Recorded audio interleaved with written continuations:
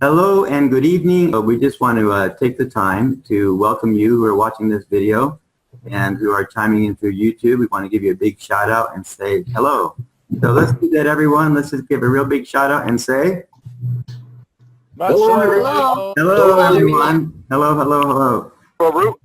Baruch Hashem Yahweh. Amen. Baruch Hashem Yahuwah. And before we get started, I'm going to be doing a little bit of a announcement. I'm going to share my screen, and I want to share with you the work that our brother Neil did for Covenant Calendar Club. Actually, he did this for the world. He did it for you. He did it for me. He did it for us.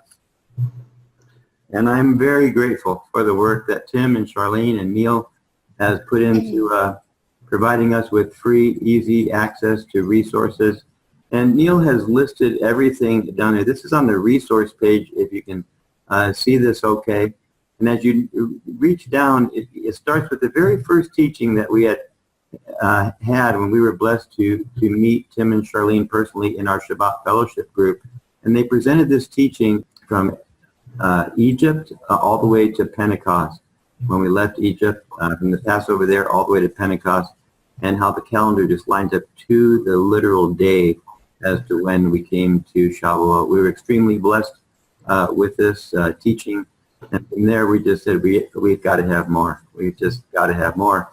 And then we continue to go through these teachings little by little. Charlene and Tim bring us exciting new things, new to some of us. They've been doing specifically calendar study and digging for over 6 years in this particular topic. So these are individuals that Abba is called to do this assignment. Not all of us have the time nor the ability to do this.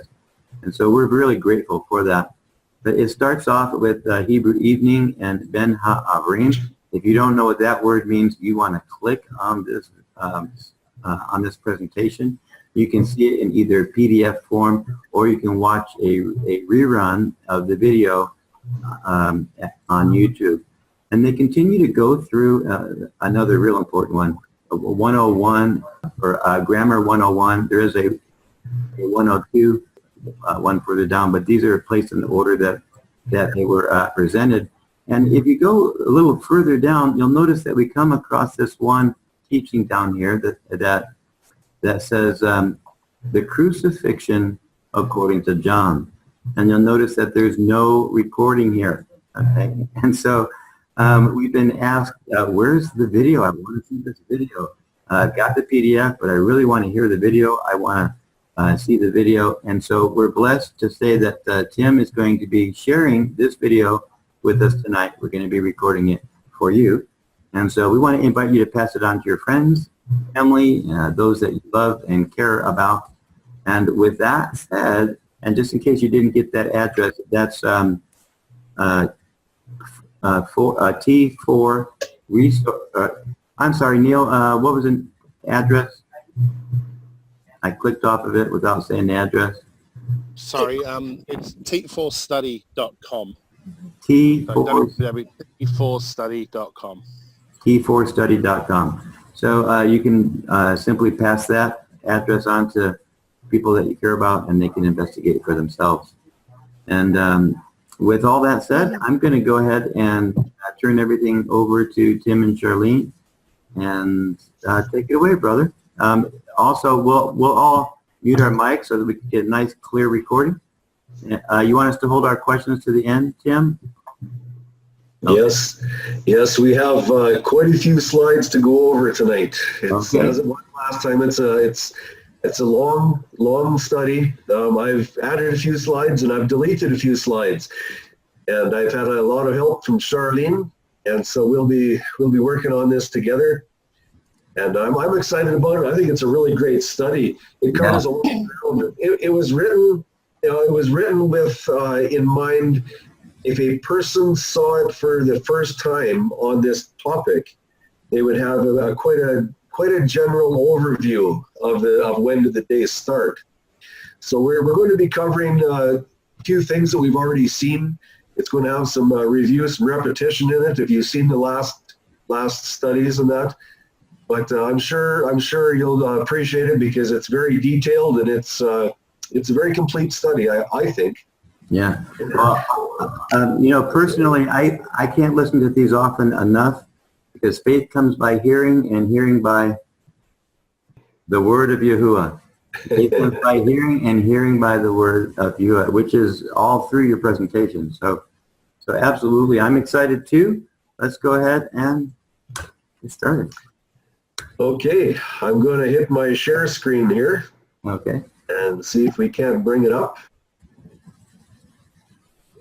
Oh, I The love Crucifixion, according to John. How does that look, Mario? That is beautiful. I was looking for a good picture to put in our newsletter or our weekly, mail, and if I would have known you had this picture, I would have said, "Send me the picture. I'll put that in there." That's wow. I tried to create something. It doesn't look as good as that, but I love it. We have to thank Charlene for this picture because it's a brand new picture. She just put that on there, and I really like it too. Yeah, it's beautiful. The Crucifixion, according to John, a study on the timing of Yahusha's death.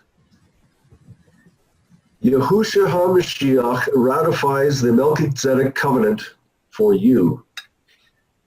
Through his blood, will you accept? Pretty serious question, that one. The Crucifixion, according to John. The explicit purpose of this writing is to first ascertain the actual dates for the pre-crucifixion activities and events that occurred on Passover. Next is to find upon what date and what exact time of the 24-hour cycle these horrific events of the crucifixion transpired. All scripture verses will be taken from the Scriptures edition, unless otherwise noted. This study incorporates the Kodesh Hebrew names. We're going to pick up the story starting at John 13. John 13:1. And before the festival of the Passover, Yahusha, knowing that his hour had come, that he should move out of this world unto the Father, having loved his own who were in the world, he loved them to the end.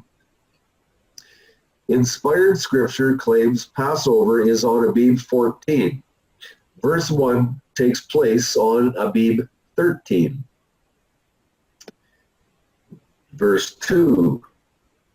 And supper taking place, the devil having already put it into the heart of Yehuda from Kirioth, son of Shimon, to deliver him up. Supper has ended. Supper is at the end of a late season, or end of the day. The Passover Seder meal always started in the night season. Exodus 12:8 gives instructions to eat the meal at night. Leil, H39:15, if you want to check that out closely. Therefore, because Yahusha was still very much alive at this time, we know for certain that this definitely was not the Passover Seder.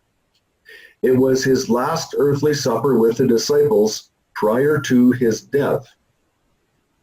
Yahusha was utilizing it to introduce his apostles to the very rituals that were to replace the physical sacrifices and oblations that were to take place on the following cycle of Abib 14.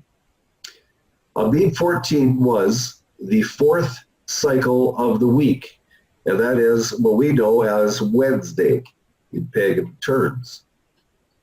It was presently the third cycle, Abib 13, night season.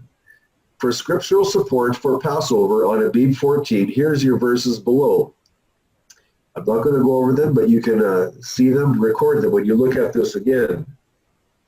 It cannot be the 12th of Abib because, as recorded by John, when the following dawn occurred, the preparation for the first unleavened bread Sabbath, or the 14th day of Abib, had already begun. John recorded the events much the same as a live broadcast on TV. The events are written down just as they occurred.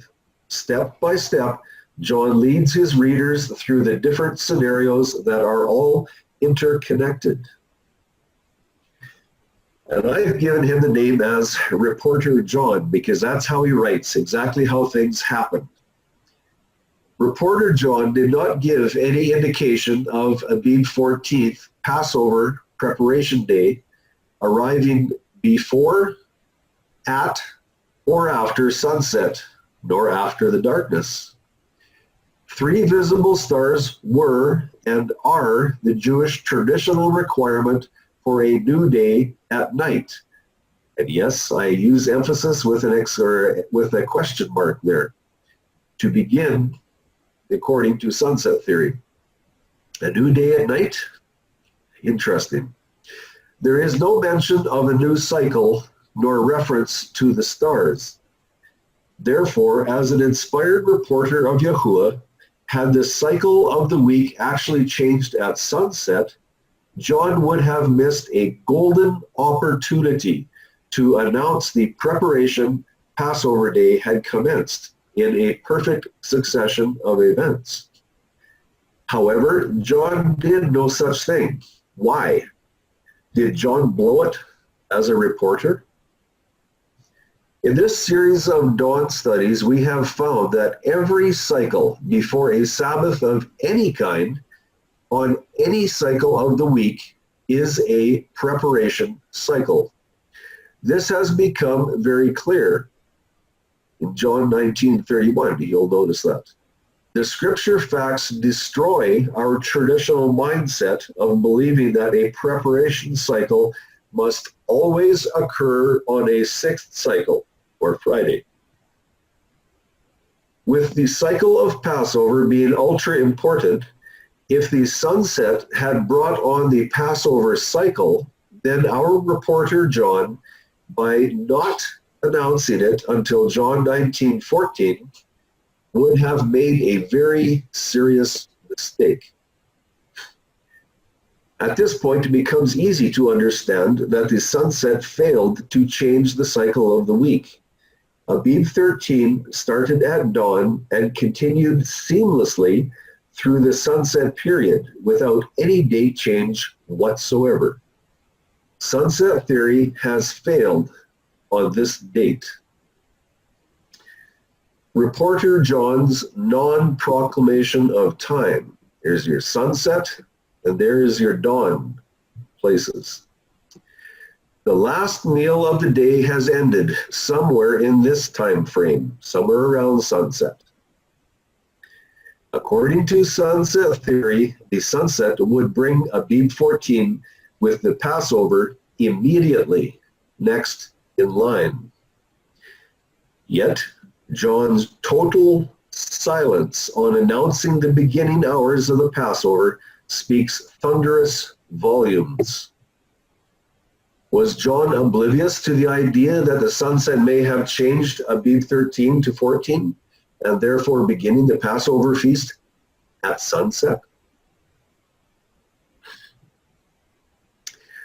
Upon which celestial event did John announce the start of the Passover festival?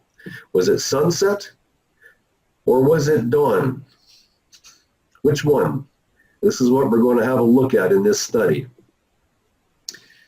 What time of the 24-hour cycle was it leading up to now? John 13:30. So having received the piece of bread, he, Judas, then went out straight away, and it was night. What time was it when Judas and the company began their evil mission? Night season, the exact same dated time period as when Yahusha sat down for supper with his disciples. There's been no cycle change, not yet. Our scriptures have not given us any indication of a cycle change yet. The natural sequence of events outlining time thus far, according to scripture, for Abib 13 are dawn, twilight, sunrise, morning, noon, through afternoon, sunset, evening twilight, darkness, and now on into the dark hours before the betrayal in Gethsemane. And still, it is Abib 13. Yahusha gives a lot of instruction, advice, and prayer between John 13:30 and John 18:1, where we learn they went into the Garden of Gethsemane. The story picks up in verse 3, John 18:3. Yehuda then, having received the company of soldiers and officers from the chief priests and Pharisees, came there with lanterns and torches and weapons. Torches and lanterns were being utilized because it was still nighttime. It is still the same calendar date that began the Last Supper during the daylight season. See Matthew 26, verse 20. Or, to say this differently, it was the same 24-hour dated cycle that commenced with dawn. There is no documented transfer yet for an ultra-significant exchange such as Abib 13 switching to Abib 14, and that would be the preparation and Passover day. This is the same 24-hour cycle that John records as being before the Passover in John 13:1. Next verse. The Jews did not want to defile themselves by entering the court of Pilate later on the same night before the Passover. We look at verse 28. Then they led Yahusha from Caiaphas to the palace, and it was early. And they themselves did not go into the palace, lest they should be defiled, but that they might eat the Passover. The Jews knew full well the importance of timing. The problem is they believed the Passover cycle importance was mostly the Seder meal. Their observance of the Passover meal began at sunset, going into Abib 15. It is the night season of the capture in Gethsemane, and the light season is about to come on strong. The light season following his capture was the period of the crucifixion. So it is safe to declare this night season in Gethsemane as Abib 13, according to Yahuwah's covenant calendar. What time of the weekly cycle was it? And when it became day, the elders of the people, both chief priests and scribes, came together, and they led him into their council, saying, that day, at the beginning of day, is at dawn. After a very brief confrontation with Caiaphas, we read, in Luke 23:1, and the entire assembly of them, having risen up, led him to Pilate. This places Yahusha in front of Caiaphas at dawn, before sunrise. At this point, let's have a brief look at an inherent problem directly associated with sunset theory. A serious sunset theory problem. The Pharisees were already observing times by sunset theory, Luke 22, verse 66. And when it became day, the elders of the people, both chief priests and scribes, came together, and they led him into their council. There is your day, your dawn period of the day. On the right, Ben ha-arbayim, between the evenings, is, by statute, when the Passover lamb was to be slain. If you do not understand this phrase, Ben ha-arbayim, there is a complete study recorded on that, and I strongly suggest you have a look at that. It is extremely important. Ben ha-arbayim, between the evenings. You see the two evenings on either side of the Abib 14 light season. By statute, the Passover meal was to be eaten Abib 14 night season with the slain lamb's flesh and unleavened bread. You'll read that in Exodus 12, 6-8. But wait, Yahusha was not slain by morning. He was very much alive. And we know that Yahusha must duplicate the patterns set out by the Passover lamb that was slain through the centuries. So if he's duplicating that pattern, why is Yahusha still alive? What lamb's flesh was eaten here? You'll see on the left side, that is where they were to have their meal. What lamb was eaten with that meal? What lamb's flesh was eaten before it was slain? That's what the actual question is. Let's read about it. Let the lamb be a perfect one, a year-old male. Take it from the sheep or from the goats, and you shall keep it until the 14th day of the same month. Then all the assembly of the congregation of Israel shall kill it between the evenings. That's where you find the phrase Ben ha-arbayim, between the evenings. And they shall take some of the blood and put it on the two doorposts and on the lintel of the houses where they eat it. Okay, I'm going to read that again. I want you to pay close attention. And they shall take some of the blood and put it on the two doorposts. Very, very, very important point. We're going to look at this real close here in a few minutes. Verse 8. And they shall eat the flesh on that night, roasted in fire with unleavened bread and with bitter herbs they shall eat it. Yet we're told that we're supposed to have Passover on the 15th. How can that be? There has been no exchange of a date between those two commands. It is the 14th night that the Passover lamb is to be eaten. Or I should say was to be eaten. When, as in date, and where was Yahusha standing at dawn awaiting his death sentence? If Sunset Theory's Abib 14 night had passed, with Yahusha standing before Pilate, why was he still alive? Somehow that pattern of the Passover slain Passover lamb, which had been happening for centuries, has not been fulfilled, if this is correct scenario. Where was Yahusha standing on this morning of Abib 14, according to Sunset Theory? Was the body of the lamb being properly disposed of, out of sight, as per statute of Exodus 12:10? Was his body out of sight, or was he at the very forefront of everyone? Could everybody see him very, very clearly when he stood in front of the rabble throng? The last 4 slides give us a clear picture of Sunset Theory's severe misalignment-itis, if you'll accept that word. Another perspective altogether different. Let's look at another consideration.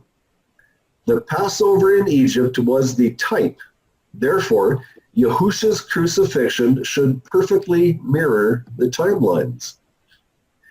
The Hebrew letter He represents life.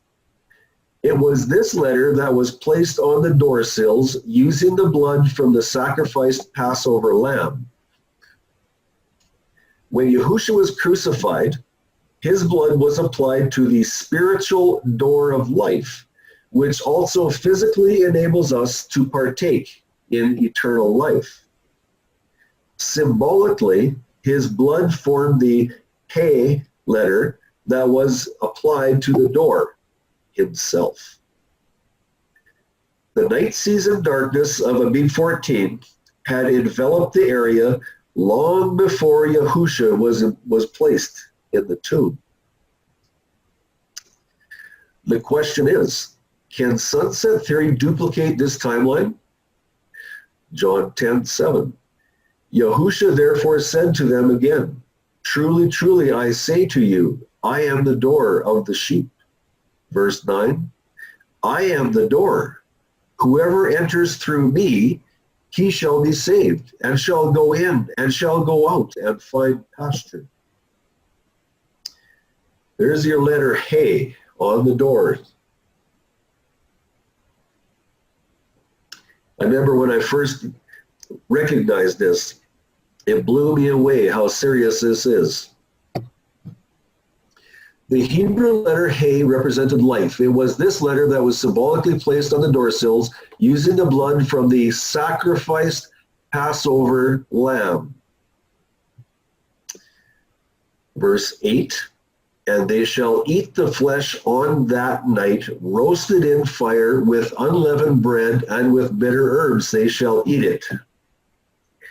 Now I want you to notice this chart is made in sunset theory fashion, where the night starts the day, if you can get a handle on that.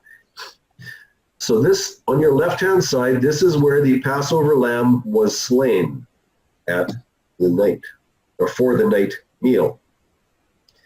And they shall take some of the blood and put it on the two doorposts and on the lintel of the houses where they eat it. Okay, let's look at the statute.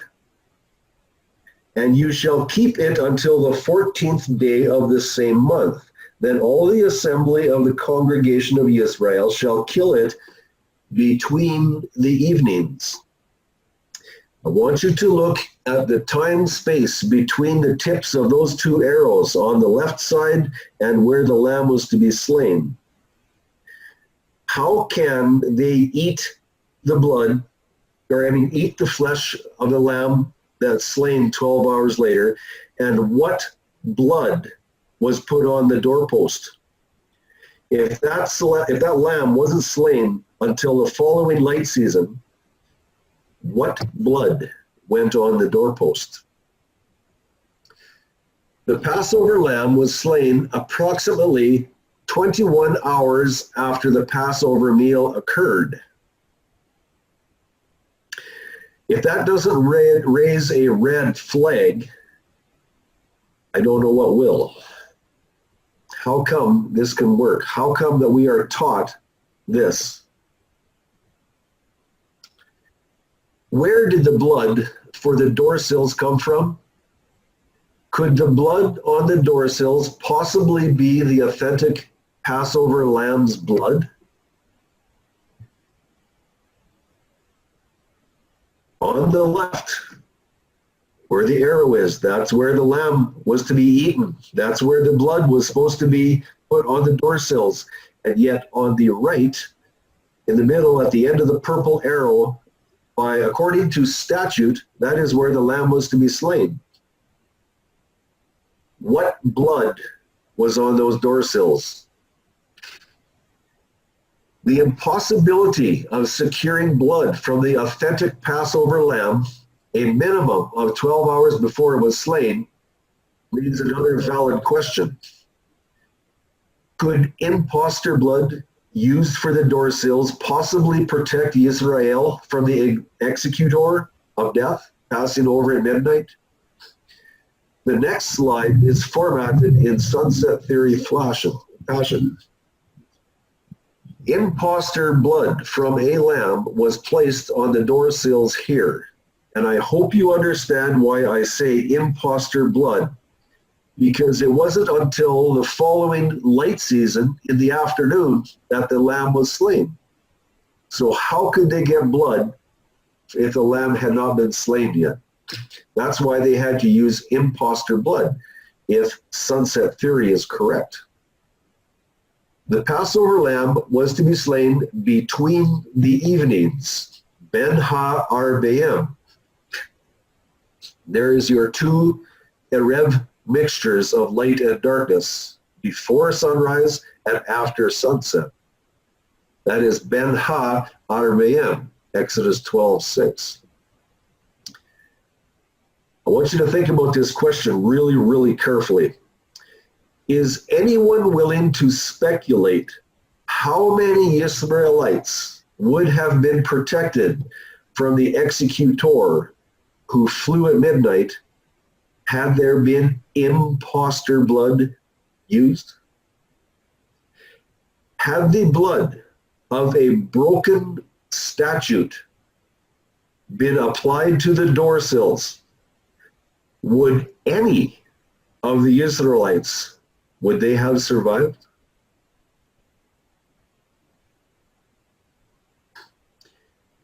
It becomes astonishingly incredible that sunset theory has failed to fulfill and or align with the scriptures thus far. This matter is rapidly becoming extremely serious. Now that we have recognized some of the regulations for the Passover period in Mitzrayim, let's return back to John and tune into his recordings. Will John's recordings align with the statutes when given a sunset theory application, or will Dawn design shine brilliantly?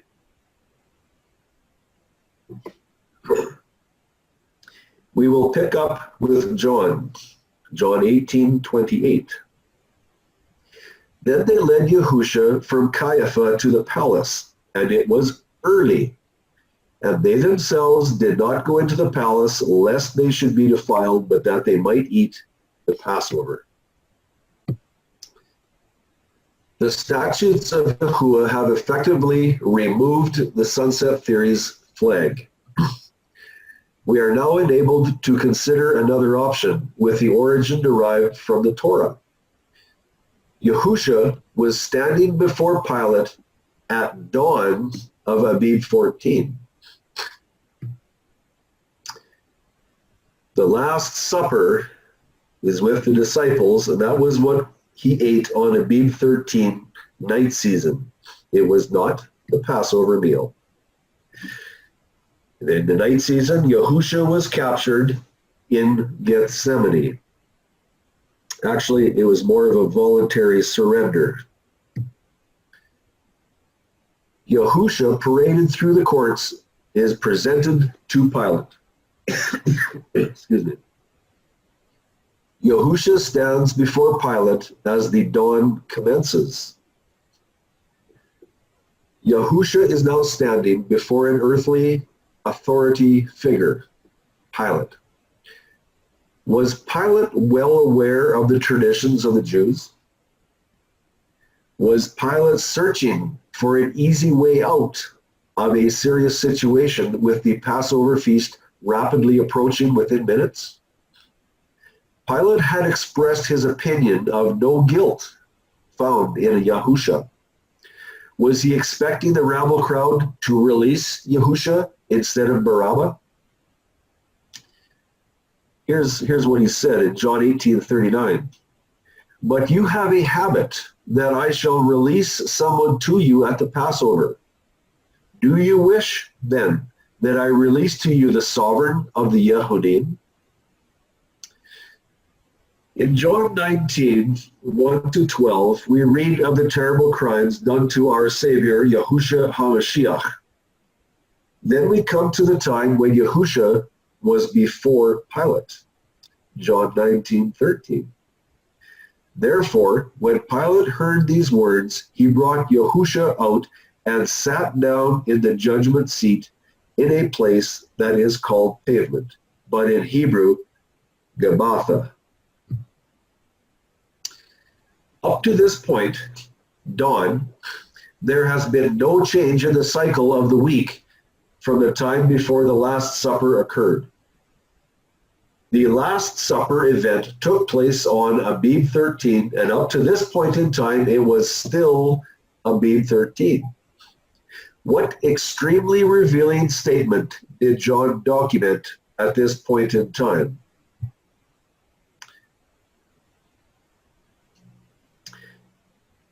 Remember, this is dawn. This is early morning. Yahusha is standing in front of everybody.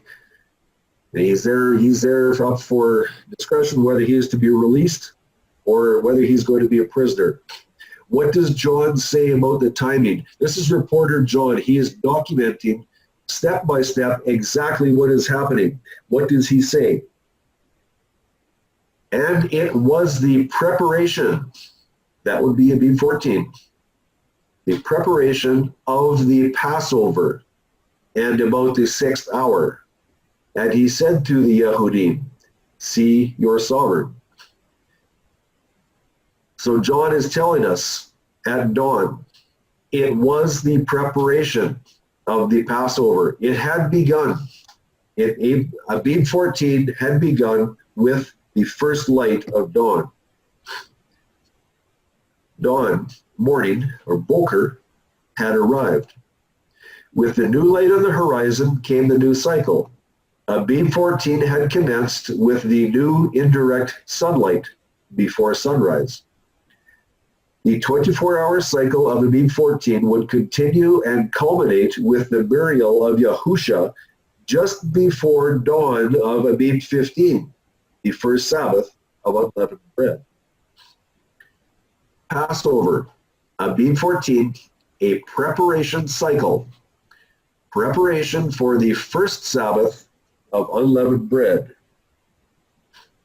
Dawn, the starting point for all worship-oriented hourly counting, and especially for the Kodesh sacrifice.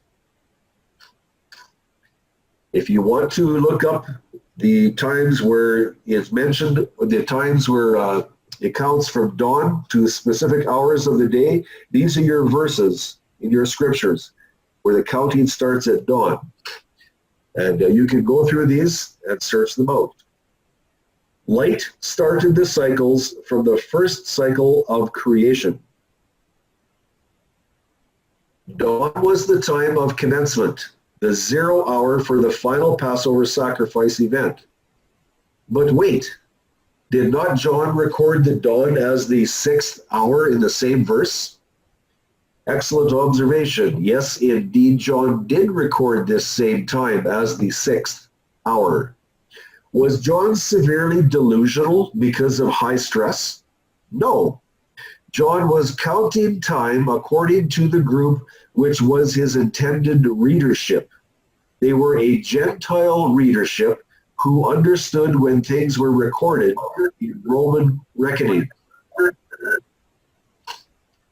According to Roman reckoning, which is exactly the same system the world uses today, the new 24-hour cycle switches at midnight.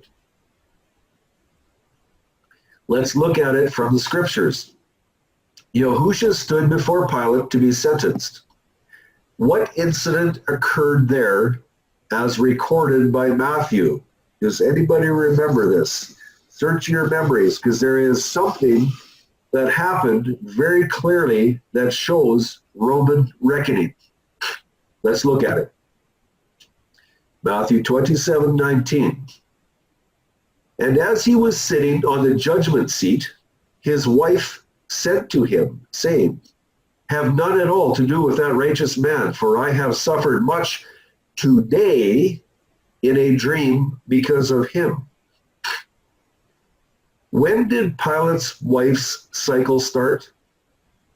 How could her today start at dawn if she had dreamed and that today, according to the scriptures, had not yet arrived with the dawn? Pilate's wife says, today. And there you'll see the breakdown of the 24 hours. On the left, there's sunset, midnight, dawn. Then you go over to Abib 14, there's midnight, dawn again. Here's the verse again. Let's read it one more time. And as he was sitting on the judgment seat, his wife sent to him, saying, have none at all to do with this righteous man, for I have suffered much today in a dream because of him. When was her day? She was of Roman descent. She lived in a Roman area. Her day started at midnight, and it ended at midnight. That's Roman reckoning.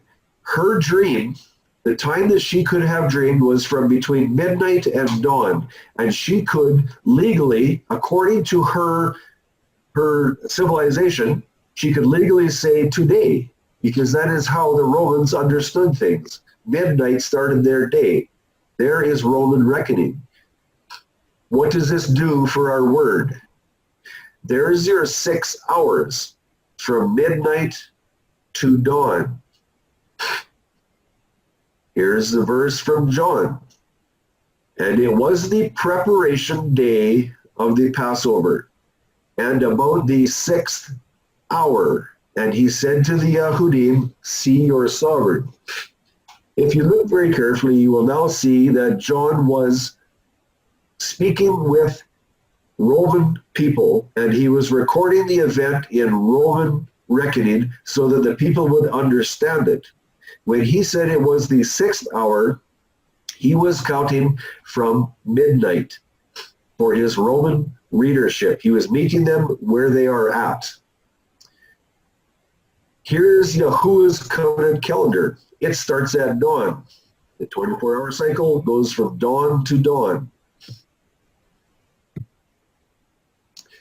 When John recorded that at dawn it was the 6th hour, he was counting in the Roman style of accounting for the start of the cycle. His Gentile readership would then understand him fully. Yet in Yahuwah's divine institution set from creation, the dawn was the starting point of the Passover cycle of Abib 14. And that is what we saw with John when he announced at dawn it was the Passover, or preparation of the Passover. So John knew very, very well when the things began. Matthew confirms the timing quite well as being in the morning, dawn. And morning having come, all the chief priests and elders of the people took counsel against Yahusha so as to put him to death. And having bound him, they led him away and delivered him to Pontius Pilate, the governor. We're going to look at another graphic here. We're going to look at the cycle change from Abib 13 to Abib 14 morning. And when evening came, he sat down with the 12. Now remember, this is Abib 13. He sat down with the 12. This is evening. This is after sunset, because that word evening means, or the word is erev, and the base meaning of it is mixture. That is the light and darkness mixtures. And that can only happen after the sunset. So let's read this verse in Matthew 26, verse 29. But I say to you, I shall certainly not drink of this fruit of the vine from now on till that day when I drink it anew with you in the reign of my Father. And having sung a song, they went out to the Mount of Olives. Okay, this is Abib 13 night season. There is your 6 hours from midnight to morning, Roman reckoning. Yahusha is captured and paraded through man's courts. He is eventually brought at dawn before Pilate at Gabbatha, or Gabbatha. We read about that in John 19:13. Here's the next slide. The cycle change from Abib 13 to Abib 14 morning. This is number 2. Remember, 6 hours from midnight to morning, Roman reckoning. There's your 6 hours.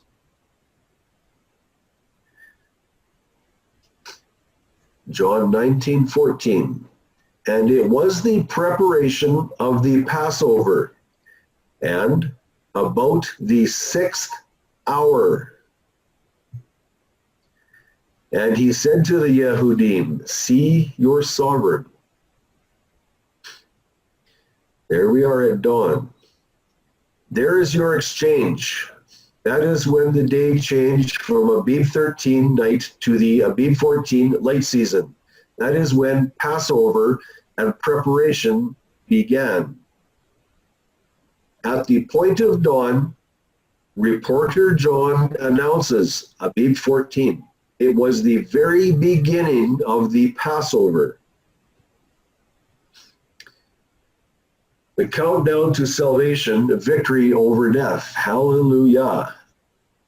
Yahusha had been placed upon the cross at the 3rd hour from dawn, as Mark records, Mark 15:25. And it was the 3rd hour from dawn, and they impaled him. There we are, Abib 14. There's 3 hours from dawn. Mark records the time from dawn. Mark 15:25. And it was the third hour, and they impaled him.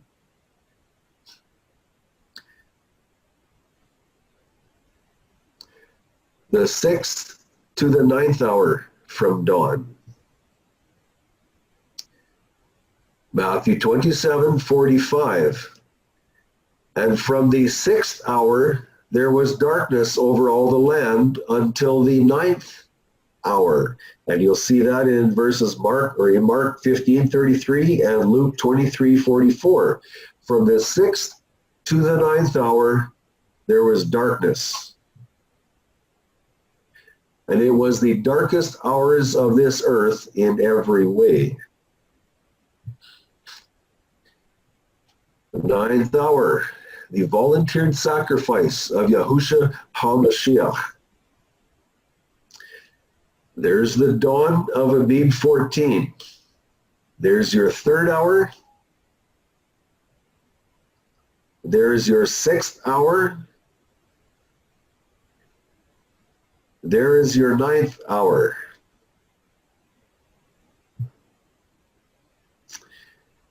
And about the 9th hour, Yahusha cried out with a loud voice, saying, Eli, Eli, lama sabachthani. That is, my El, why have you forsaken me?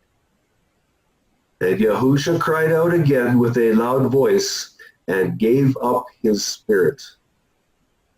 Luke 23:44 and 46.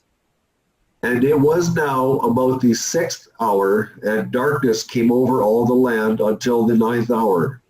And crying out with a loud voice, Yahusha said, Father, into your hands I commit my spirit.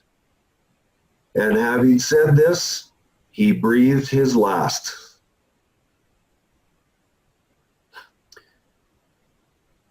You can read about this in Mark 15:34 and 37, and in John 19:30. When you're doing your own study, I ask you to please read those. What were Yahusha's words at the last moment, as recorded by John? John 19:30. So when Yahusha took the sour wine, he said, It has been accomplished. And bowing his head, he gave up his spirit. What was accomplished? Yahusha accomplished, very basically, a complete life on earth without sin. A complete unraveling by living example of the Torah. The observation of the Moed worship feasts and festivals on Yahuwah's schedule before and after the crucifixion. That means no lunar timing, period.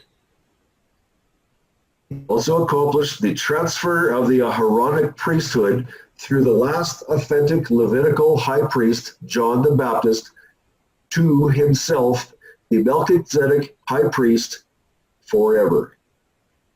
He also accomplished reestablishing the everlasting covenant in the Melchizedek order as given to Abraham and reaffirmed at Sinai. This was the same covenant that was broken by the golden calf event. And last but not least, most certainly not least, he sealed this everlasting covenant in the Melchizedek order with his blood and death at Golgotha, the everlasting covenant sealed permanently forever. We now come to an extremely crucial part of this study. It is this portion that will suggest a full paradigm shift in our belief system. This highly important portion has everything to do with the retrieval and burial of the emaciated body of Yahusha. To say that timing is paramount to this event in terms of this investigation into the start of Yahuwah's cycles is a severe understatement. The event recorded next needs our full attention. we will be focusing directly on the timing of when Joseph of Ramathaim asked for and retrieved the body of the Mashiach. This next event is directly referencing the evening, Erev, mixture of light and darkness. To help our memories, we are going to look at a few Hebrew definitions for this word, Erev, evening. Charlene, do you want to read this for me, please? Yes, I can. Thank you. It is a good review. Because Strong's is so common, let's start looking at H6153, where they declare the root word to be, and that is 6150 from the same spelling.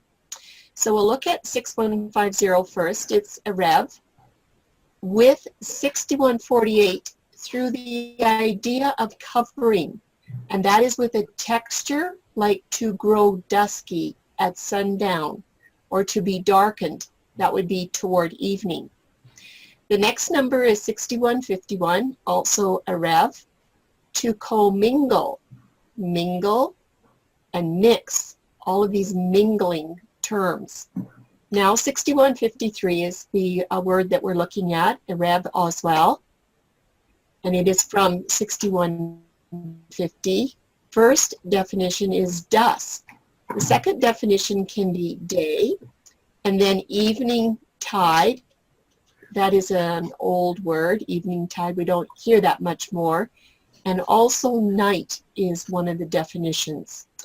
And back to 6151, from 6148, the web, or that is a transverse threads of cloth, like the woof is one of them. And this is also a mixture. It can talk about a mixture of people, mingled people, or mixed race. And of course the threads in a cloth are woof and warp. So the base theme of this word is a mixture. And I just would like to make a note, I think it was on slide 18, when Tim said that it was between the evenings, he was meaning between the mixtures. Mm-hmm. Yes, that's right. Very good. Thank you, Charlene. The etymological dictionary of the Hebrew language, Erev, some definitions apply to light, and it is to set, said especially of the sun, to enter, to go in, to go down, it became evening, it grew dark, sunset, evening, mixed, to mix, was mingled, mixture, and woof. What is woof? When I looked at that, I had to chuckle. What is woof? Webster's dictionary says, to weave the threads across the warp, the weft. That's a very definite mixture. A Hebrew-English lexicon by John Parkhurst. This is from 1762. And I want you to note that this lexicon does not use the Masoretic vowel points. Very, very interesting. The definitions: to mix, mingle, be mingled, a mixture, mixed multitude, rabble of flies or insects. He then gives text where the flies apply. The mixers, mixed ones, light and spirit mixed together. The heavens or celestial fluid consists of this mixture. To be darkened, duskily obscured. Ben ha-arbayim, between the evenings. Now look at his comment. Or more literally, between the mixtures. At sunset, when the cool dark air mixes, or night air mixes with it.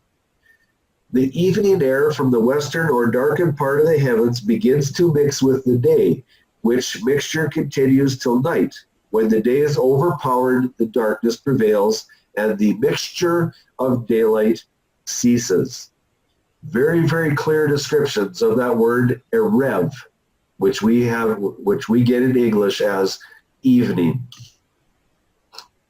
Gesenius Lexicon, according to the opinion of the Karaites and Samaritans, which is favored by the words of Deuteronomy 16:6, the time between sunset and deep twilight. Notice this next little bit, please. The Pharisees, however, and the rabbinists considered the time when the sun began to descend to be called the first evening, Arav, or Arab, little evening, when it begins to draw toward evening, and the second evening to be the real sunset. So now I need to ask you a very direct question.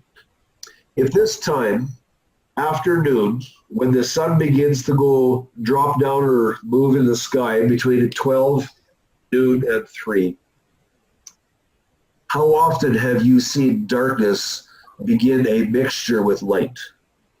Between 12 o'clock and 3 o'clock, or between 12 o'clock and 6 o'clock even. When have you seen darkness become a mixture with light? So I ask you, how is it that the Pharisees and the rabbinists can declare an evening and a Rev mixture when the sun is in the sky? It's something to think about. Note on this, I better read the second definition here. Foreigners, strangers, hence foreign kings who made alliance with the Israelites. On the second definition, we see once more the theme of mixture. I find the comment made about the Pharisees and rabbinists' concept of the Erev evening beginning at noon extremely interesting, to say the least. No, not in a positive way.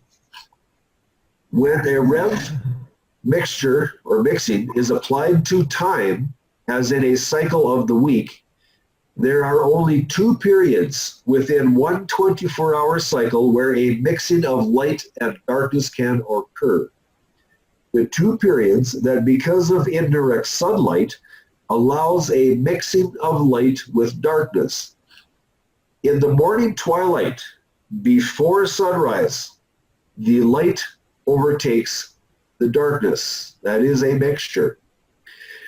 After the sun has set, the darkness is allowed to overtake the waning light of the sun. That is another mixture, your Erev mixture. Without light, there can be no mixing of light and darkness, and the opposite is true also. After the sunrise and before the sunset, direct sunlight prevails, and the mixing of light cannot occur.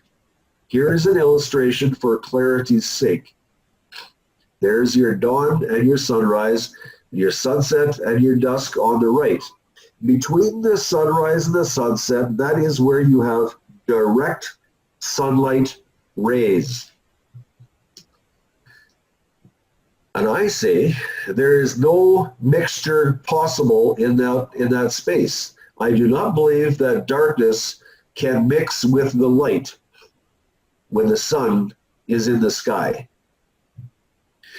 I should make an exception to that, and that is at the crucifixion, and that would have been at the plagues in Egypt. That was by a divine intervention of Yahuwah himself. Okay, the bottom box, Erev light mixtures. You'll see the one on the left is before the sunrise. The one on the right is after the sunset. There is your Erev light mixtures. One morning twilight, Erev mixture. One evening twilight, Erev mixture. Between those 2 points are, or is, Ben Ha-Arbeim, between the evenings. And you'll find that first and foremost in Exodus 12:6. Note the location of the mixing of light and darkness in relation to the sunset. Also recall that in sunset theory, the sunset changes the cycle of the week. With this in mind, we can now progress to the words as written in the scriptures pertaining directly to when Joseph asked for the body of Yahusha. This becomes very, very important. But we're going to look first a bit at Matthew 27:57. And when evening came, there came a rich man from Ramathaim named Joseph, who himself had also become a taught one of Yahusha. Note very attentively that in the Hebrew edition of Matthew, the very word erev appears for evening. The Greek editions have the word opsius appearing. Let's read it out of Strong's, G3798. Opsius, late, evening, either from 3 to 6 o'clock p.m. From 6 o'clock p.m. to the beginning of night. Does that fit your Hebrew definitions? Let's look at Thayer's lexicon. Evening, either from our 3 to 6 o'clock p.m. or from our 6 o'clock p.m. to the beginning of the night. After the section where the Thayer's lexicon lists either from our 3 to 6 o'clock p.m., it also lists several texts where this word applies. Very significantly, it also lists the Matthew 27:57 verse seen above. This would indicate that Thayer's wishes for us to accept that the evening mixture is before the sunset. This is against the Hebrew definitions from the Old Testament and seen throughout. So, did Mr. Thayer, did he consider the Hebrew definitions? Or did he just accept what he was taught from a certain division of people who do not accept what's written in the scriptures? We must be very, very careful in what we read. Interestingly, for a person who is willing to do just a surface reading, these resources will, by default, promote the burial of the body of Yahusha before the sunset, thus promoting sunset theory and ultimately a Sunday resurrection. Can we trust these resources? Do they reveal the word of Yahuwah without wavering? Yes, those questions are very serious. These questions are not just questioning the two resources listed, but is inclusive to all study tools. Be very certain that the questions are not to remove the value of the study tools, but is specifically suggesting caution combined with the importance of proving all things according to the scriptures. We're going to see this done further on in this study. The extremely important questions are, when did Joseph ask for the body of Yahusha? Was it before the sunset? Was it at the sunset?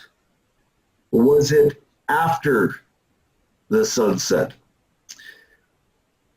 Many, many, many people have missed this, read the scriptures for years and years and years, and somehow just overlooked this little small detail that is just shakes the earth.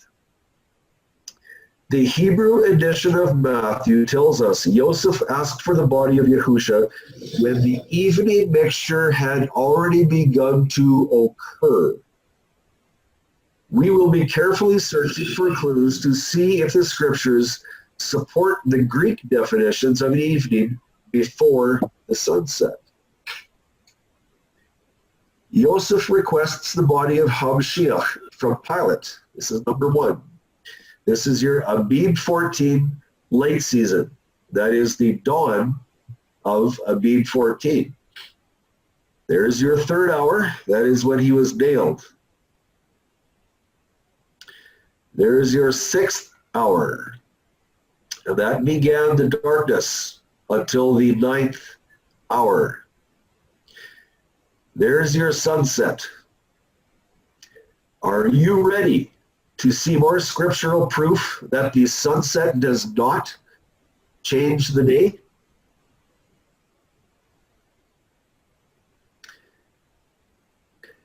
And when evening came, that's the Erev mixture, which occurs after the sunset again. And when evening came,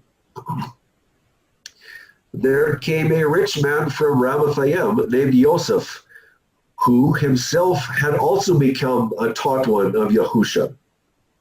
He went to Pilate and asked for the body of Yahusha. Then Pilate commanded the body to be given. Did the sunset change the cycle? Did you receive your answer? Not yet. Pay careful attention to the next slide and Mark's statement of timing. Once again, dawn of Abib 14, your 3rd, 6th, and 9th hours, your 3 hours of darkness, your sunset has occurred. How do we know?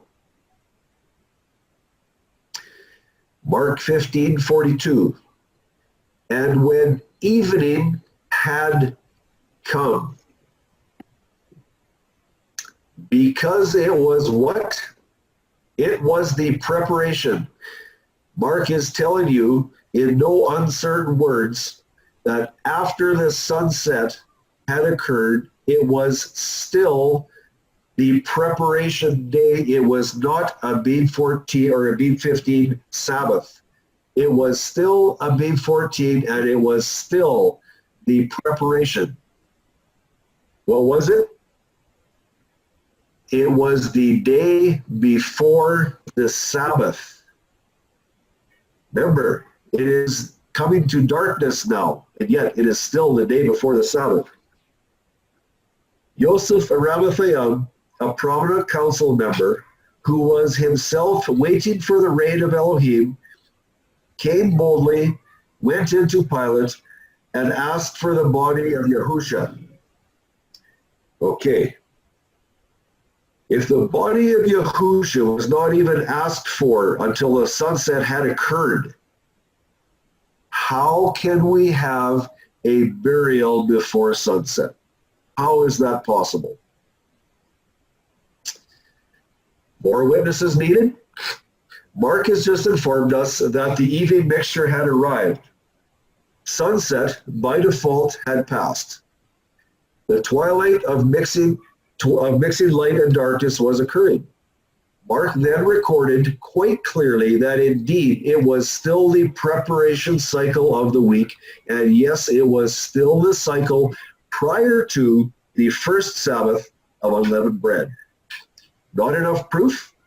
Has this solidly proven that sunset does not change the days? No, it's not sufficient. We will continue our search and will most definitely recall the words of Mark. Luke's account does not specify the evening when Joseph requested the body. However, we will soon see clearly that Luke's account is in full agreement with Matthew, Mark, and John. Luke 23:51. He was not agreed with their counsel and deed from Ramathaim, a city of the Yehudim, who himself was also waiting for the reign of Elohim. He, going to Pilate, asked for the body of Yahusha. Before the next graphic, we must examine this word, epiphosko. And I beg of you, I plead with you, remember this word, epiphosko. This is the Greek word seen in Luke 23:54, which describes the situation during the preparation and burial process of the body of Yahusha. This word, epiphosko, has been translated as was approaching and is directly referencing the first Sabbath of unleavened bread. Yes, this is extremely important. Strong's. Epiphosko, G2020. To grow light, to dawn. Thayer's lexicon, Epiphosko, to grow light, to dawn. Now, I have just given us a bit of a caution about using these study resources. And here I come, I deliver these same study resources to you. Why? Because Charlene and I have studied for many years, and we have proven solidly through many, many studies that this scripture or this definition is absolutely correct. It aligns with the full scripture front to back. So we know that epiphosko means to grow light and to dawn. When this word is used, the certainty is that whatever the context is, that object is beginning to become light. Now, this statement may seem really mundane and a moot point, but it must be said. Epiphosko does not mean to grow dark, as the light season does after the sun has set. This point is going to become ultra important very soon. However, there is another very interesting word that needs commenting on as well. It is Strong's G1448, igizo. And the definition: to bring near, to join one thing to another, to draw or come near to approach. In this next graphic, we are going to read a text that this word could have very easily been used instead of epiphosko, to grow light.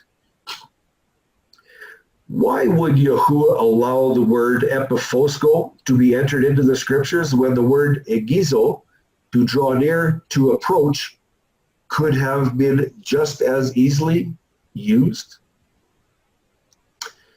I want you to think about that question. How come epiphosko and not egizo?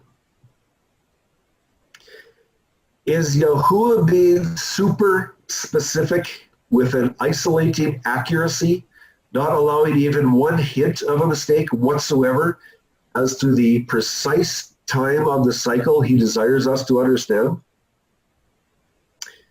Is that the reason for the word epiphosko? You may not understand this question just yet. Do not be disturbed, for we will address it before this study is over. But if you can, please keep this question in mind when you see the next selection from Luke. Here's your timing of the burial process of embalming HaMashiach. This is Luke's version, his recordings. And of course, there's dawn of Abib 14, your 3rd hour, your 6th hour, your 9th hour, and the sunset has occurred. What does Luke have to say? He had already asked for the body of Yahusha. It was given to him. And what does he record in verse 53? And taking it down, he wrapped it in linen and laid it in a tomb hewn out of the rock where no one was yet laid. Is there a better time for preparing the body of Yahusha for burial than on preparation day? Is there a better day? I can't think of it. Wait, Luke, what cycle of the week was this? Luke 23:54. What does Luke tell you? This is the nighttime. Remember, he did not ask for the body of Yahusha until after the sun had set. And he's telling you, he took it down, they're wrapping it in linen, he's doing the preparations. And this was not a 1 or 2 hour preparation. The body of Yahusha was lacerated beyond belief. That blood was dried into his hairy body. He was a man, he had hair in his body. that blood was dried into the lacerations, into the hair. It was a caked mess. It was coated in little hard clots. The sun had dried it on the cross, and they were preparing his body to Jewish customs. That means his body was clean. When it was put in the grave, that body was clean, and the ladies made absolute certain, because they were checking on it, they were making sure it was done properly. After all, this was our and their Mashiach. Are they going to slam him into a body bag? No. It took hours to prepare his body for burial. It is the night of embalming. And what does Luke say? Luke 23:54. And it was preparation day. No, it was not a Sabbath. What was the Sabbath doing? The Sabbath was approaching. And if you look at that arrow, the bottom arrow, it points to when the dawn is coming. And the Sabbath was approaching. Why approaching? What is that word? Approaching. Epiphosko. To grow light. The night of embalming the body of our Mashiach had taken place. It was coming on to dawn. And what does Luke tell you? It was the preparation day, and the Sabbath was approaching. That means the Sabbath was going to grow light. Another look at the burial process from Luke. What cycle of the week was this? And it was the preparation day. And the Sabbath, dawn, was approaching.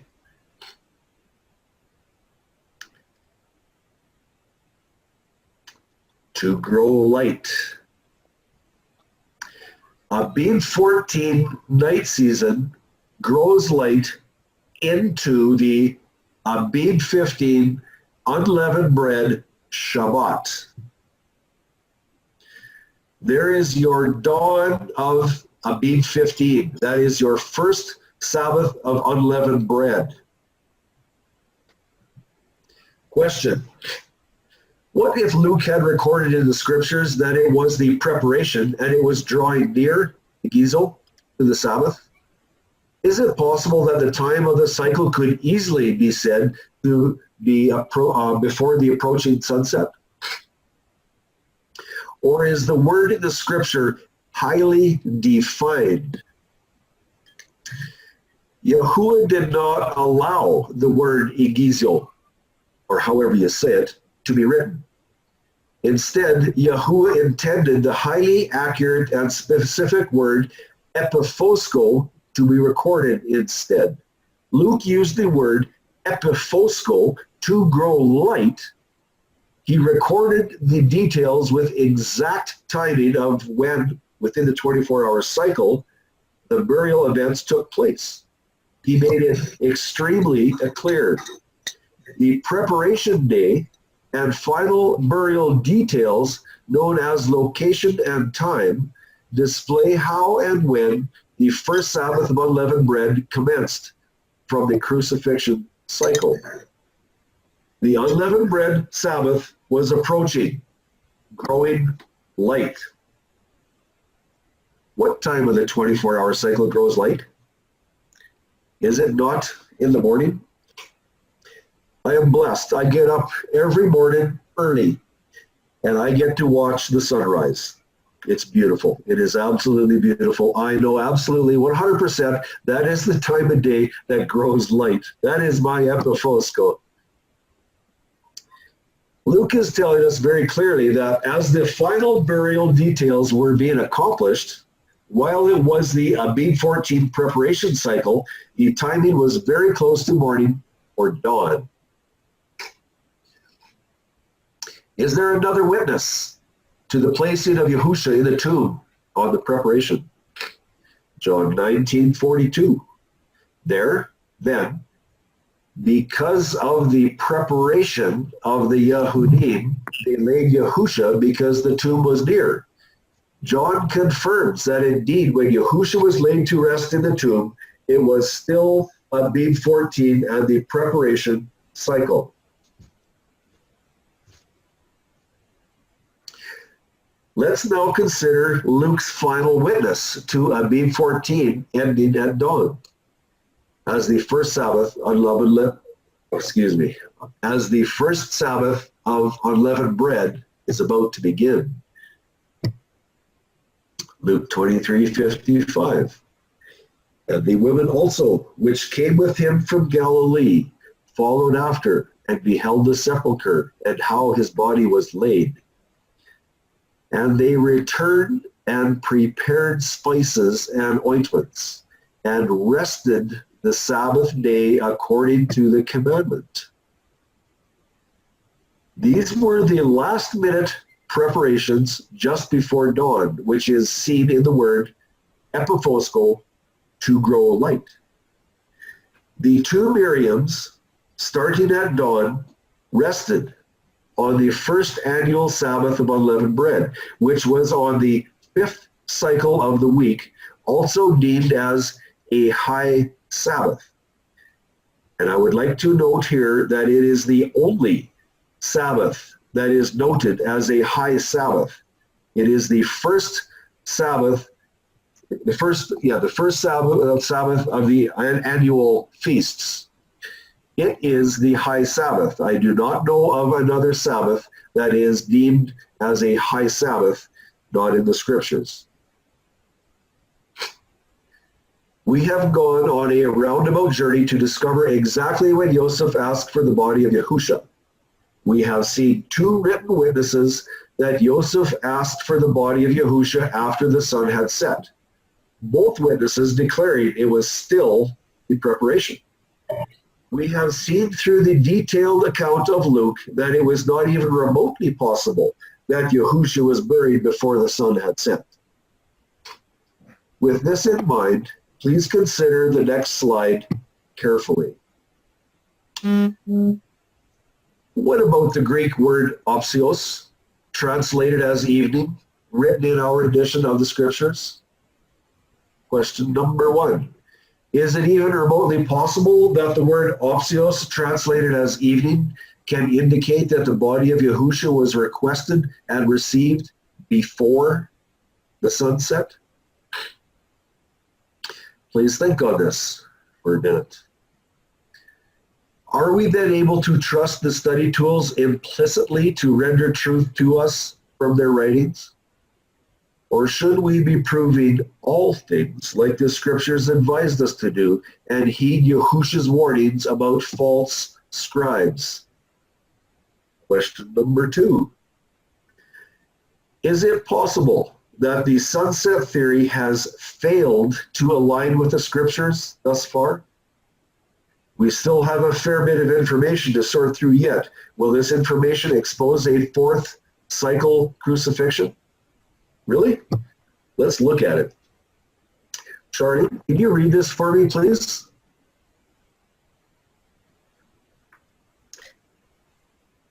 Slide 66, you want me to go through that one? Please. I would appreciate that. Okay. What was the rabble crowd of the Pharisees and the impostor chief priest doing on this first 24-hour period of the Kodesh convocation for the Feast of Unleavened Bread? We're going to read about it in Matthew 27:62. He says, on the next day, which was after the preparation, so we're talking about Abib 15, or the first unleavened bread, Sabbath, the chief priests and the Pharisees gathered together to Pilate, saying, Master, we remember, while he was still alive, how that deceiver said, after 3 days I am raised. Command then that the tomb be safeguarded until the 3rd day, lest his taught ones come by night and steal him away, and should say to the people, he was raised from the dead, and the last deception shall be worse than the first. So Pilate said to them, you have a watch. Go and safeguard it as you know how. And in verse 66, and they went and they safeguarded the tomb, sealing the stone and setting the watch. Thank you, Charlene. I appreciate that. because my nose is running away with itself. Sometimes I need to just take care of it. Matthew 27:62 has indicated quite strongly that indeed it was the first Sabbath of unleavened bread, the cycle after the Passover. It was on this morning after the crucifixion that the rabble group assembled to deliver their request to Pilate. What was this request? It was for 3 cycles of Roman sentry guard at the stone door of the tomb. Matthew 27:63, saying, Master, we remember while he was still alive how that the deliverer said, after 3 days I am raised. Verse 64, command then that the tomb be safeguarded until the 3rd day, lest his taught ones come by night and steal him away, and should say to the people, he was raised from the dead. And the last deception shall be worse than the first. What was Pilate's response? Matthew 27:65, you have a watch. Pilate did not quibble nor reshape the time span of their request for the 3 days of Roman guard. They asked to complete the 3 cycles with a Roman guard, and Pilate honored the request. Is it possible that these rabble leaders saw that the body of Yahushua was not taken off the cross until after the sun had set? Is it possible that these same leaders knew how long it took to prepare the body and bury it before morning? Is it possible that these evil men knew the statutes concerning the remains of the Passover lamb that must be placed out of sight by the morning of Abib 15, the unleavened bread convocation? And once again, is it possible that these men did not understand the 3 days and 3 nights was to start from the time that Yahushua died and not placed in the tomb at morning? Approximately 15 hours had already passed since Yahushua's death, so the request to complete the hours of the 3rd cycle could have involved only 57 more hours. However, we are only told that the next morning, the morning of the first Sabbath of unleavened bread, the Jews requested a watch, citing Yahushua's words, after 3 days I am raised. This Roman guard would have supposedly foiled any rescue attempt of Yahushua's body during any of the night hours of the Abib 14. Matthew 27:64.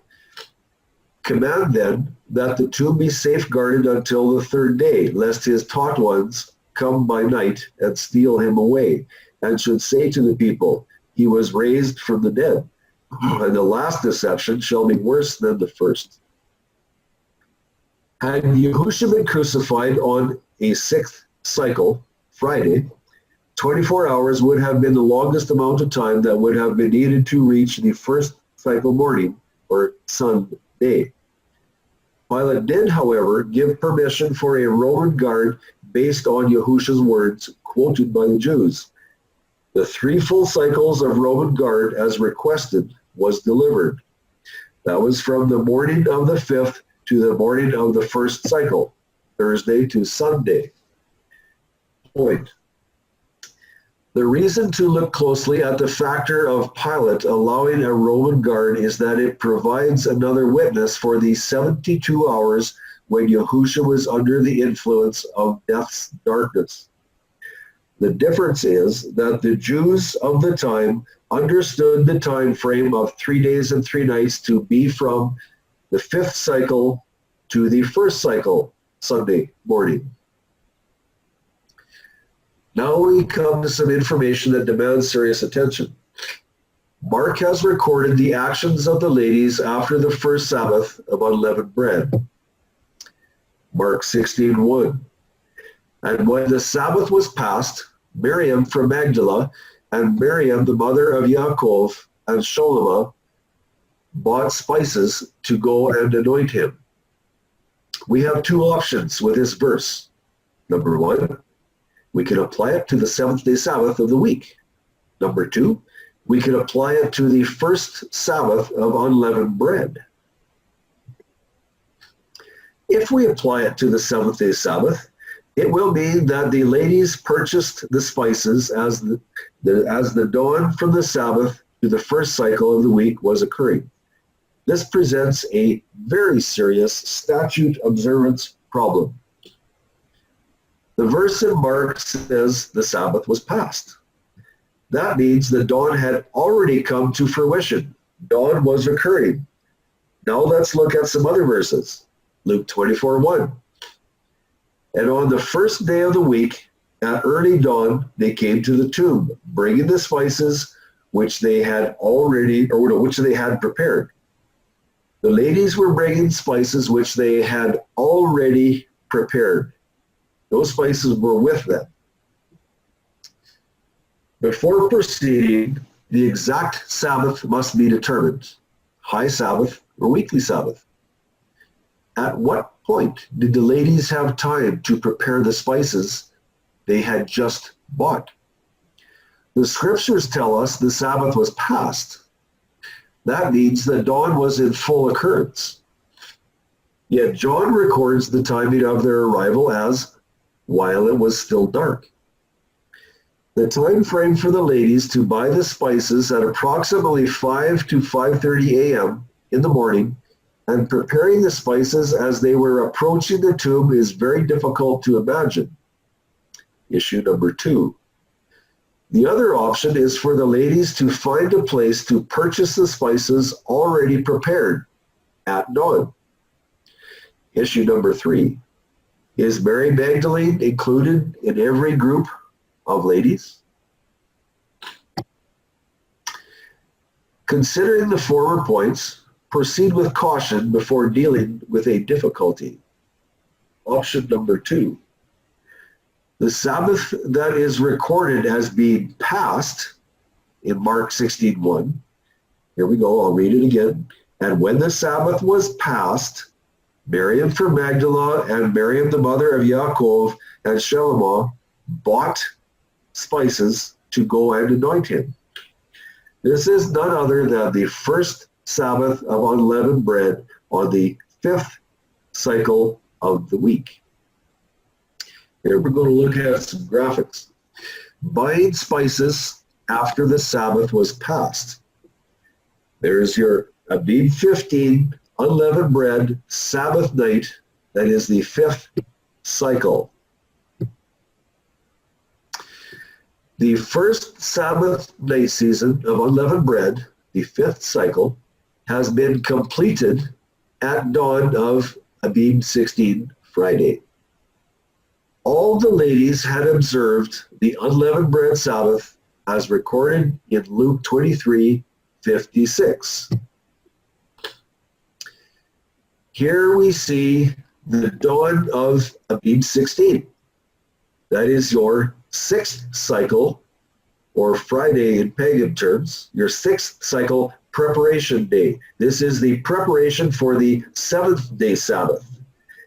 And if you remember when John announced it, there was a preparation for the first Sabbath of unleavened bread. Well, this one is the preparation for the 7th-day Sabbath, and it is on Abib 16. What does it say about this? At dawn, the 16th, the ladies had the entire 24 hours of the preparation cycle before the 7th-day Sabbath began to purchase and prepare the spices and ointments. The preparation cycle was the time frame when the ladies did their spice preparations. So when they arrived at the tomb with the spices, which they had prepared, Luke 24:1, the spices were ready for immediate use. We're going to look at the transition of time in the tomb to Resurrection Day. The ladies purchased spices and prepared them on Abib 16, the preparation cycle of the week just prior to the 7th-day Sabbath. There is your 24 hours of the preparation cycle. Dawn to dawn. This is where they bought spices. There we go to Abib 17 at dawn. This is your seventh day Sabbath. Abib, yeah. There is 72 hours from Yahusha's death. 72 hours is equal to 3 days and 3 nights. There is dawn of Abib 16 to dawn of Abib 17. Okay, let's look at a little bit better look. Crucified. Abib 14, at your 3rd hour. He gave up his spirit at the 9th hour. And his body was out of sight before Abib 15 morning. That is by statute. Look that up in Exodus 12:10. He had to duplicate the pattern set at the first Passover. And here we go. The ladies rested according to the command. That is your Abib 15, 5th cycle, unleavened bread Sabbath. You'll see that in Luke 23:56. From Abib 15, we go to Abib 16. This is the 6th cycle, or Friday as we know it in pagan terms. This is your 6th cycle, the preparation before the 7th day Sabbath. This is when the ladies bought and mixed the spices. They had 24 hours to do so if they so required. And here we go to the Abib 17. This is your 7th day Sabbath. There's your 9th hour markers. That is when he died. That is when his voice said, "It has been accomplished." That is when he asked Yahuwah why this had to happen. Why have you forgotten me?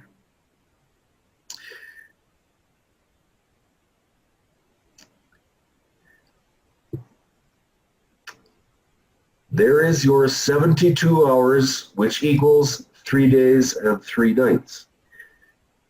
That goes from Abib 14, on upper left-hand corner, crucified, to the 9th hour on your right-hand side on the 7th day Sabbath. Your 72 hours in the heart of the earth. It's time for a short break. I'm going to clear our heads for a bit here. Anybody that knows me knows I love flowers. This is a flower from Nicaragua, and yes, purple is one of my favorite colors, just in case you couldn't tell. Here on the right is one of the most incredible little flowers you ever saw. I absolutely love this thing. It looks like a baby bottle brush. It is so cool. Next, we arrive at a very interesting part of the scriptures. It is a tricky part in a very detailed study, so the facts will be revealed as simply as possible. Scriptures are to be considered in this order. John 20, verse 1. Charlene, do you want to read this for me, please? Yes, I will. Now, the reason that we're putting the scriptures in this order, you will see, I hope.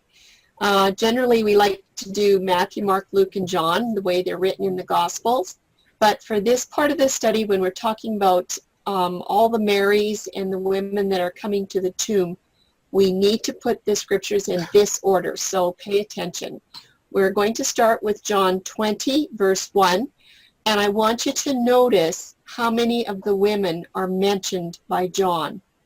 He says, on the first day of the week, Miriam from Magdala came early to the tomb while it was still dark, and she saw that the stone had been removed from the tomb. Now, I did put in there, it was only Mary of Magdala, and she did not come with spices. There is no record that Mary came with spices. That is really important. Then in Mark 16, verse 2, let's consider this scripture. Look what he has to say. And very early on the first day of the week, they, so he's talking about more than one person, they, and when you do the study, it's all of the other women except Mary Magdalene. Very early on the first day of the week, they came to the tomb when the sun had risen. You will find that Mark gives very, very interesting details, so there's absolutely no questions to be asked. Then in Luke 24, verse 1, Luke says, and on the first day of the week, at early dawn, they, this is all of these other women except for Mary Magdalene, came to the tomb bringing the spices which they had prepared. And Tim went into that very well, that they prepared those spices on the 6th cycle of the week, which was the Friday. And now we will do Matthew 28:1. What I'd like you to notice as well is Matthew is quite vague. You cannot understand Matthew unless you do the other scriptures in this order. And this is what Matthew says. Now, after the Sabbath, toward dawn, on the first day of the week, Mary from Magdala and the other Miriam came to see the tomb. This is a little bit confusing. When I did the study in this area, this text is quite vague. It's John and Mark that are going to tell you what's going on with these women. I call it the Mary puzzle.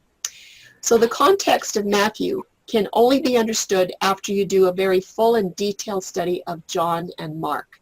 Even Luke can be vague at times.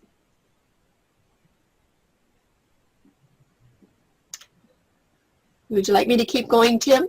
Yeah, go ahead, please. Okay, Mark is very clear. I like the book of Mark. He's going to have the details that the other ones won't have. He always seems to solve the puzzle, and John is very good as well. But Mark is quite clear. The first rays of sunlight in the dawn were beginning to shine when the lady arrived at the tomb. This is all of the ladies except for Mary Magdalene. And because he's going to talk about her later on in verse 9, and we won't be doing that tonight. But he talks about these other ladies first. Matthew is telling us that the Sabbath was ending just as the dawn began to occur. However, Matthew is not detailed enough for the reader to gather the correct information upon his version alone. Matthew emphasizes other information that is missing from the other gospel accounts. And he does not give details for Mary Magdalene, not like Mark and John do. Luke is also somewhat vague, but he does agree with Mark and Matthew to some extent. It was the first cycle of the week, and it was early in the morning when all of the ladies approached the tomb at the rising of the sun. Now I have in there all of the ladies except for Mary Magdalene, because she was no longer at the tomb when the sun started to rise. What about John? John has decided to put an interesting view into his writings. John claims it was still dark and it was still the first cycle of the week. And John is the only one that talks about Mary Magdalene in a lot of detail, and John is the only one that does not talk about the other ladies. That's interesting too. We have just been learning from the scriptures that Yahuwah's cycles start with the dawn. Why then does John come along and he stirs up the pot by saying that it was still dark and it was the first cycle of the week? Would this have anything to do with Mary Magdalene? Because John does not mention any of the other women. That's just a really tricky little piece that took me a long time to figure out. But John doesn't mention the other women, only Mary Magdalene. And we can go to the next slide.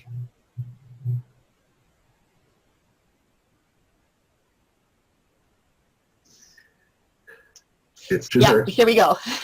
The information that we have is that John was living in Antioch. This was a Roman city at the time of his writing. John was writing to a fully Gentile readership, and he wanted them to know the exact proper timing of the true Messiah on the Roman method of keeping time. His full intent was to get the gospel message to the Romans and the Greeks and the rest of the Gentile world onto the ends of the earth. And back then in their society, just the way we have it today, the start of the cycles of the week were deemed to commence at midnight. That's the way it is today. And remember that John claims it was still dark, and it was the first cycle of the week. And I hope you're remembering some other things too. Let's read it again. John 20, verse 1. And on the first day of the week, Miriam from Magdala came early to the tomb while it was still dark, and she saw that the stone had been removed from the tomb. With a careful examination of the four gospel writers, John is the only one that gives ultimate detail on only Mary from Magdala. He doesn't even mention the other women. And I wonder why. And this is the reason. Because he is an eyewitness to what was happening with Mary from Magdala. When she had arrived at the tomb very late on the Sabbath hours, it was still dark. She did not come with spices, but she was seeking for her master. And I believe she didn't bring any spices because she actually believed that he was going to resurrect. She knew she wouldn't be anointing his body, although she helped prepare the ladies, or helped with the other ladies in preparation of the spices on the Thursday unleavened bread Sabbath. Okay, Tim's going to do the charts. Okay, here we go. John 20, verse 1, writing of the first cycle of the week in Roman reckoning. Starts here at midnight. It's a Abib 17. This is your Sabbath night. Midnight to dawn is 6 hours. John 20, verse 1. And on the first day of the week, Miriam from Magdala came early to the tomb while it was still dark, and saw that the stone had been removed from the tomb. Mary was there alone. At this point, she reported to Peter and John what she had found. Nothing. It appears their master is missing, perhaps stolen.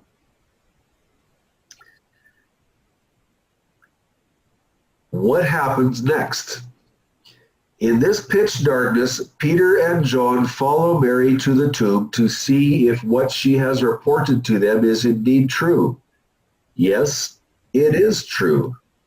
They find nothing and promptly return to their homes. For some reason, they were not with the other disciples. They believe Yahusha is missing, but do not believe he is risen, according to John's personal experience and account in 20 verse 9. Mary lingers around the dark tomb while the twilight nears. This is when she is blessed to see two angels in the tomb.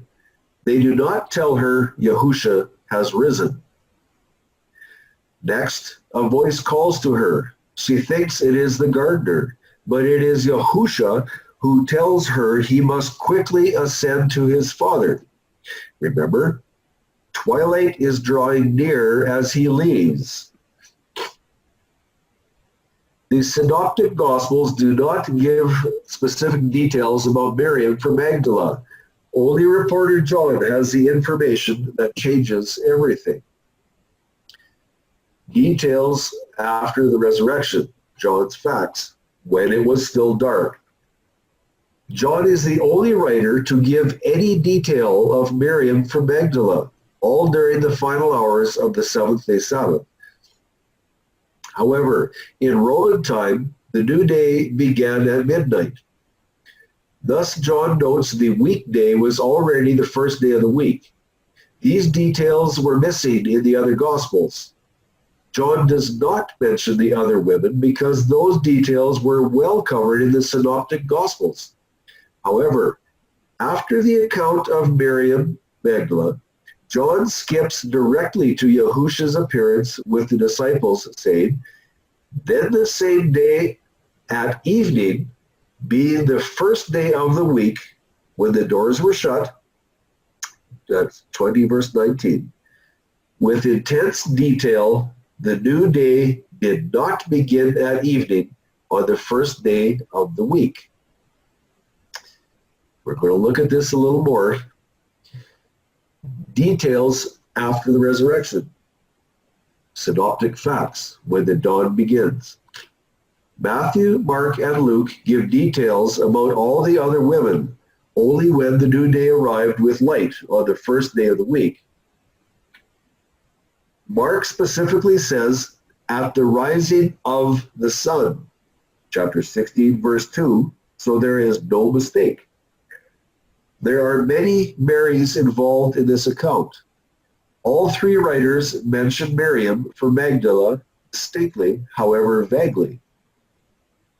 These other women all arrived at the tomb after Mary Magdalene was there during twilight and sunrise, and they had prepared spices.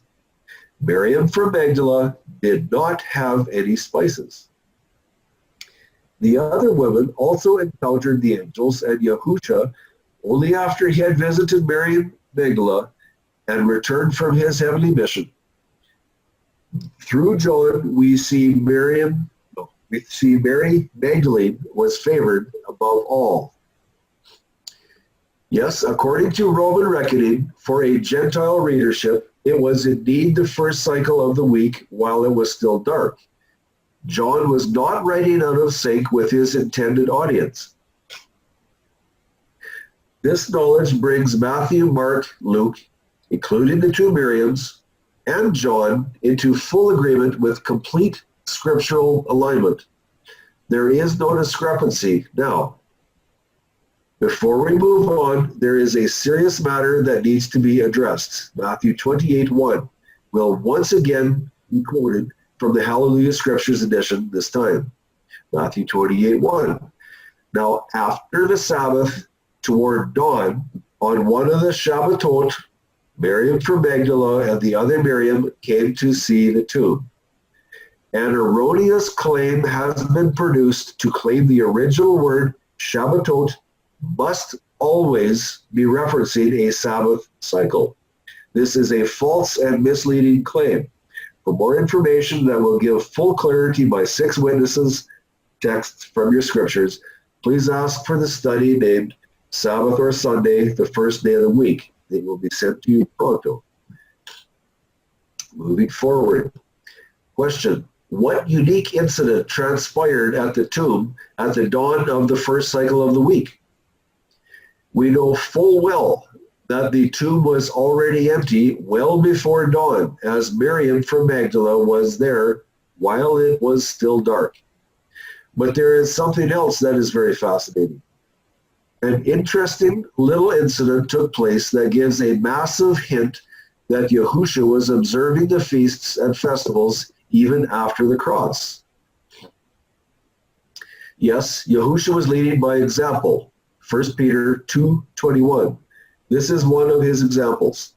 We will be reading again from the Hallelujah Scriptures, once again, for it gives the meaning closest to the original words. Peter and John have left, but Mary lingers in wonderment. John 20, verse 11. But Miriam was standing outside by the tomb weeping. Then as she wept, she stooped down to the tomb. John 20, verse 12. And saw 2 messengers in white sitting, one at the head and the other at the feet, where the body of Yahusha had been laid. Verse 13. And they, the 2 messengers in white, said to her, Woman, why do you weep? She said to them, Because they took away Adonai, and I do not know where they laid him. And having said this, she turned around and saw Yahusha standing, but she did not know it was Yahusha. Yahusha said to her, Woman, why do you weep? Whom do you seek? Thinking he was the gardener, she said to him, Adonai, if you have carried him away, say to me where you put him, and I shall take him away. Yahusha said to her, Miriam. She turned and said to him, Rabboni, which is translated as teacher. Verse 17, Yahusha said to her, do not hold on to me, for I have not yet ascended to my Father. But go to my brothers and say to them, I am ascending to my Father and your Father, and to my Elohim and your Elohim. Where did Yahusha assert he was traveling to? I am ascending. That's a pretty solid statement. I am ascending to my Father and your Father, and to my Elohim and your Elohim. Yahusha was ascending to our Father Yahuwah. But why is the question? What cycle of the week was it presently? The dawn brought forth Yahuwah's first cycle of the week, and most importantly, the first cycle of the week after the first seventh-day Sabbath within the feast of unleavened bread. Now, I know you may not, some of you will understand the full importance of that statement. Some of you won't. If you don't, just hold on and keep this thought in mind. This is a very, very serious statement. Saying this is important is a massive understatement. It is huge. For a few thousand years, the Feast of the Harvest, the wave sheaf, had been prophesying of this most specific event. Yahusha, being the antitype, the first portion of the harvest, and I'm going to say that again, the first portion of the harvest, needed to ascend to Yahuwah the Father to present the first portion of the harvest for acceptance. That first portion of the harvest was Yahusha himself as the ultimate sacrifice. And having triumphed over death, Yahusha was the actual first fruit harvested from the grasp of death. Yahusha needed to present himself before Yahuwah in the heavenly court for inspection and judgment to see if his sacrifice would be accepted or not. It was at this time, the first cycle of the week after the seventh-day Sabbath, and I might just add, you can read all about that in Leviticus 23, that the wave sheaf offering had been presented for thousands of years. It was on this same cycle that Yahusha ascended to heaven and presented himself to the Father. And yes, that is in strict accordance with the words and statutes found in Leviticus 23. Yahusha asked Miriam to not hold on to him as he did not want to be delayed at all. Yahusha carried through with his intentions to fulfill the observance of the Feast of the Harvest, or the wave sheaf, after his death, after the cross. Yahusha left us an example of observing the feasts forever. When? Just hours after his resurrection. Yahusha informs Mary of his travel intentions. This is the first cycle of the week, and it is after the seventh-day Sabbath. This is Abib 18. It is the first cycle. Leviticus 23:15.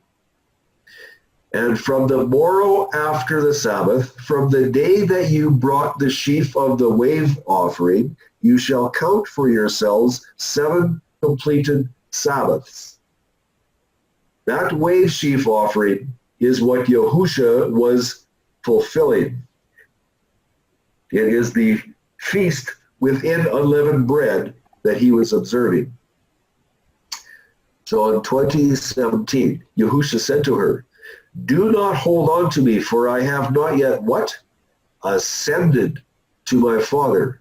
But go to my brothers and say to them, I am ascending to my Father and your Father, and to my Elohim and your Elohim. There can be no doubt whatsoever of his intention at that moment. He said, I am ascending. Pretty firm. Yahusha, the antitype of the wave sheaf, was observing this same feast after his resurrection. He was to present himself in the courts of heaven for the acceptance of his ultimate sacrifice. Yahusha returned to this earth on the same first cycle that he ascended to present himself as the first fruits of the harvest. At his return, Luke records Yahusha being with two men near the evening twilight as they begin to eat.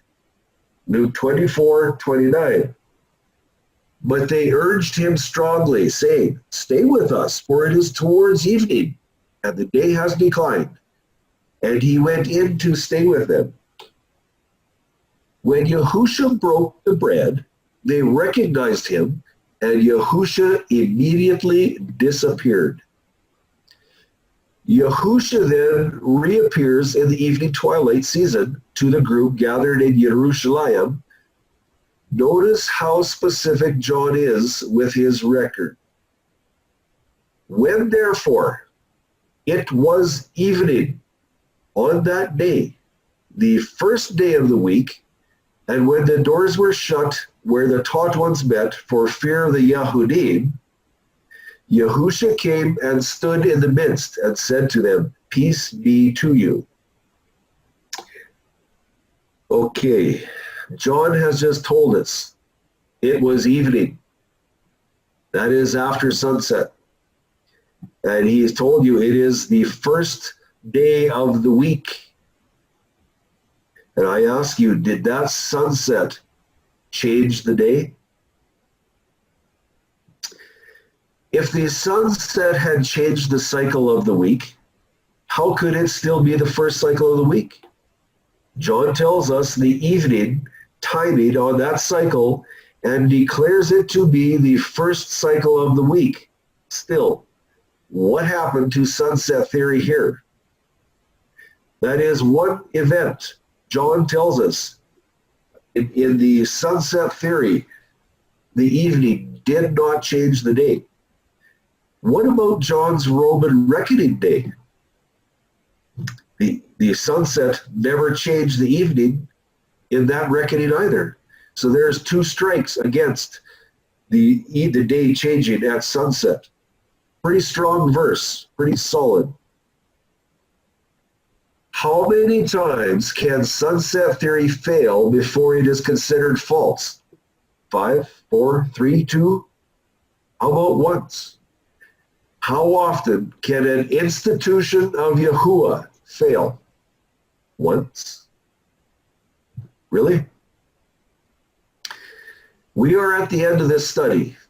I truly hope you will give what we have learned here some very serious thought.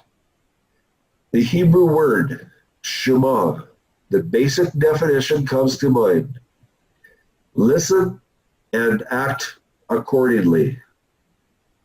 The end. Yahushua HaMashiach sealed his covenant calendar with his death and resurrection. If more help is needed, please send your questions to these ones here below. You'll see them. Now look at that little flower on the right. Oh, there it is. I love flowers. This one's about the size of your baby fingernail, and it is absolutely precious. I hope you enjoy it. Thank you, Tim.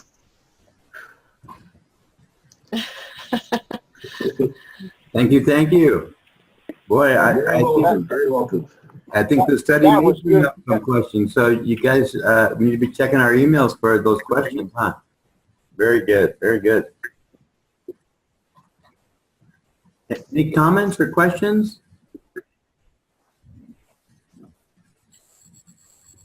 I always got something to say. That was excellent. I really am impressed with the slides. Good job, Tim. You did a good job. Thank you very, very much. Gotta thank Charlene too. I had a lot of help with it. I do have some questions. There were some things that I had noticed that I had not seen before. So if I'm understanding it correctly, it was indeed the covenant meal that they had on the 13th, right? But it was on the 14th day that Yahusha was offered up as the lamb. What do you mean by covenant meal? Well, a covenant is a offer, an acceptance, blood ratification, and a covenant meal. But they don't have to be all in that order. You could have the covenant meal and then the blood, in which case we have the Melchizedek covenant, the new covenant of the Melchizedek order. I don't recall there being any blood at that meal. No, Yahusha was the blood on the lamb. So we have all four parts of a covenant, of a new covenant, a blood ratified covenant. Did they not eat meat on that meal? No, it's not there about any- eating meat. It's about what a covenant is. A covenant is a offer, an acceptance, Yeah. ratification, and a covenant meal. Same as in a marriage. If you have a couple, you have an invitation to get married. There's an acceptance. There's blood ratification when you get together. Yes, I understand. Yeah, and then we have a covenant meal. But the order doesn't have to be the same order. We just need to have all things in place for there to be a covenant, a new covenant. I guess I was just thinking if you're linking the meal that they had to that covenant meal, then if they had any animal sacrificed at that time, you could say that was part of the covenant. But we know that Yahusha's blood is the blood of the new covenant anyway. So interesting. Yeah, I Good think thought. that the meal was predominantly just bread and wine. It could have been potato chips and salad, but I'm sure it wasn't potato chips and salad. But the point being that it was a covenant meal before, and then the blood ratification. So all four elements are there in the covenant. But that meal, my main question was, it was on the 13th, right? Mm-hmm. Yes, and the other thing too that as far as covenant, I can see Yahusha giving them replacing the lamb. He's saying you don't need to eat the lamb. After this Passover, you don't need to eat the lamb because now the wine and the bread is going to represent my blood and my flesh. So in that way, I can see it as a new covenant meal. Where he's saying that if you eat the lamb instead of me, then you're denying what I have done for you. I see